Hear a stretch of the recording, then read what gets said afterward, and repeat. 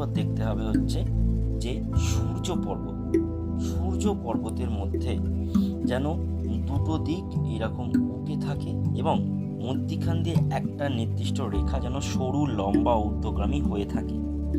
এর সাথে সাথে শনি পর্বতে একটি সোজা রেখা যেন একটু হলেও সূর্যর দিকে ঝুঁকে থাকে।